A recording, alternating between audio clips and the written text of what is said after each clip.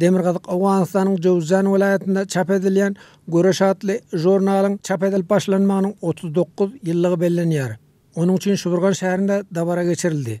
Dabara onlarca türkmen wekilleri gatnaşdy.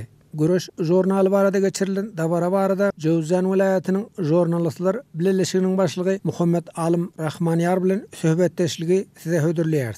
Awgan türkmenleri bugun Göreş gazetesiniň 39-njy ýyllygyny Jowzjan vilayaty Şuburgan şäherinde bellediler. Ýazyjylar, şahirler çağırlandy, çykyş edip Göreş gazetesi hakynda öz goşgularyny okuýdylar. Göreş gazetesi türkmenler üçin uly bir ähmiýetde eýe. Bir zamanlar Göreş gazetesi hepde 5.000'dan hem gowrak çapdan basylyp çykýardy. Hazır hepde 200 sandan aşan ýok.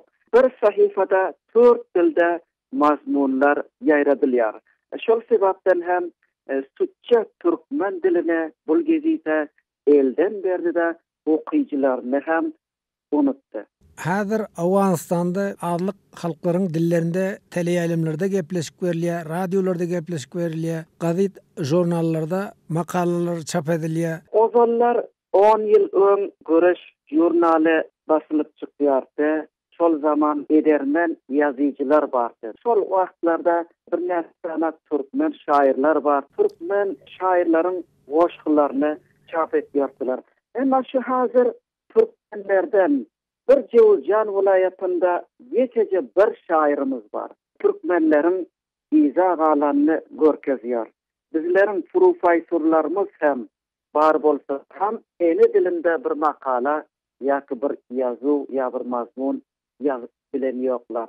Göreş gazetesiniň iza galmagy sebaby bolupdyr. Jowzjan vilayatynyň universitetiniň türkmen dili departamenti bilen Türkmenistanyň Magtymguly Praga adyndaky universitetiniň arasynda hyzmatdaşlyk barada arada ylalaşyga gol goýuldy. Türkmenistanyň türkmen dili bölümine kömek etjekdigi aýdyldy.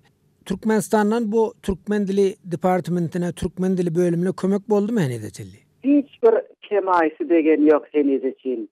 Ya Türkmenistandan bir hayat gelen bolsa, ya bir ustad iýberlen bolsa, ya barış geliş, ya gatnaşyk bolsa, henüzeçin göze görnen ýok. Türkmen dilini östürmek üçin size göre näme etmeli? Endi şoňa göre Türkmenistan ýa bir memleket ya bir ýurdyň arkadaşlygy gerek, ýardamy gerek. Jowzjan vilayatynda 70% türkmenler ýaşaýar.